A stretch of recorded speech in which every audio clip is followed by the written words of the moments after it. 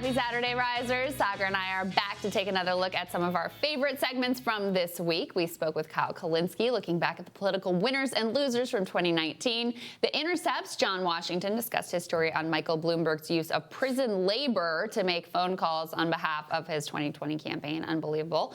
And Bernie Sanders' National Press Secretary Brianna Joy Gray discussed that campaign strategy heading into the Iowa caucuses next month. We thought we'd spend this week taking a closer look at Andrew Yang's campaign. There were few people who had a bigger year in 2019 than that former entrepreneur turned presidential candidate. He went from complete unknown to dark horse in the 2020 race. And Yang's name popped up plenty this week, from his letter to the DNC asking to add more polls to their debate qualifying metrics, to the fourth quarter fundraising totals for all the campaigns, to Yang outlasting yet another career politico in his bid for the Democratic nomination.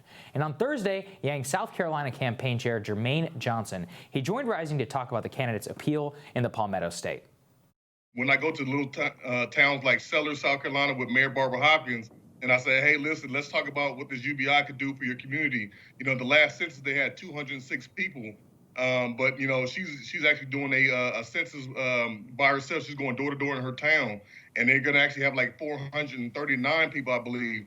But we'll talk about what the UBI would do, you know, for $1,000 for, you know, each of those 400 people. So, you know, it's bringing $400,000 into their small community every month, and it would completely be, you know, transformation for everything that's going on in this small town.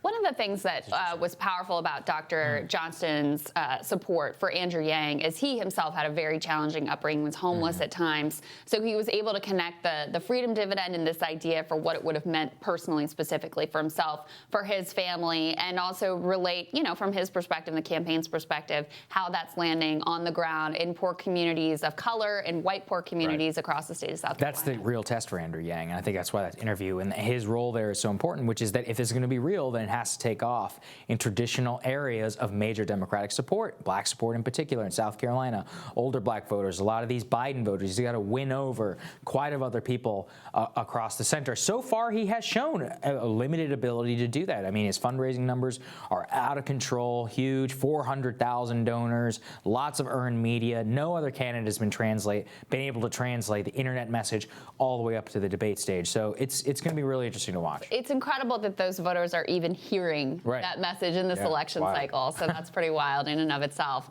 The Hill's Julia Manchester was also on the show this week. She stopped by to talk to us about the fourth quarter fundraising numbers for all of the Democratic candidates. One thing she touched on specifically was what Yang's steady rise in 2019 could mean for 2020.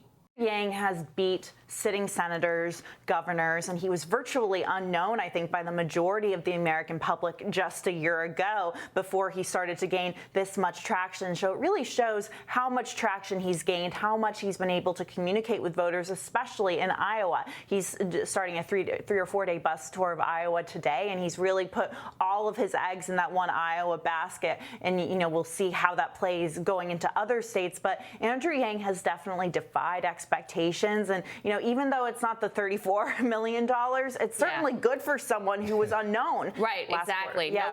In the same week that Julian Castro drops out of the race because he says he doesn't have the money to continue, Kamala Harris, of course, has already dropped out of the race because she said she didn't have the money to continue.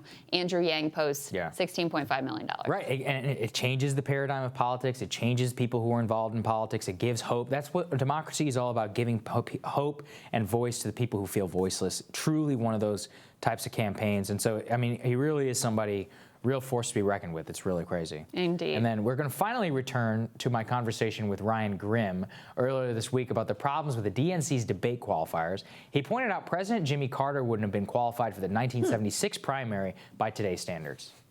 This time in 1975, December 1975, Jimmy Carter was at like 1% in Iowa. Yeah. DNC would have kept Jimmy Carter off the stage. You keep him off the stage, he never makes it. Now, actually, I think that would have been good.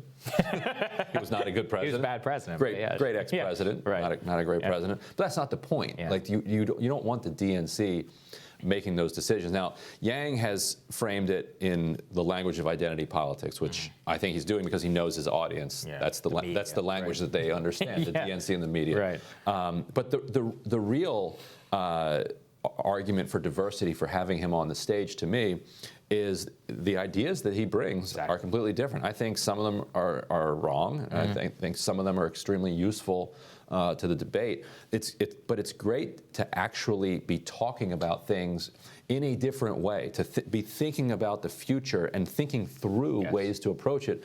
Rather than what the typical debate is, which is just trying to score some points. I couldn't agree with you more.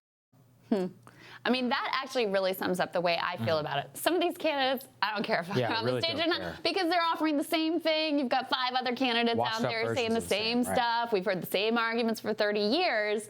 The Andrew Yang, whatever you think, at least you're going to get something different. At least he's going to bring a different perspective, articulate something that's interesting, that's a compelling vision. He's focused on this problem of job loss and deindustrialization and life across expectancy. The country, life expectancy, addiction. So he brings something different. So those are the types of candidates. Tulsi Gabbard, same thing. Look, you may hate her, you may love her, etc. But she has a forceful voice that is a different and needed perspective, and I think that is really valuable to have on the stage. Ideological diversity is the most important thing, and that's what really matters in a debate. Indeed. All right, that does it for us. We'll be back later today for our recurring segment with Katie Halper from Rolling Stone's Useful Idiots podcast, where we break down the week that was in media mishaps. They gave us a lot to work with this week, guys. And tomorrow we're going to have another round of #RisingQs. We will see you then.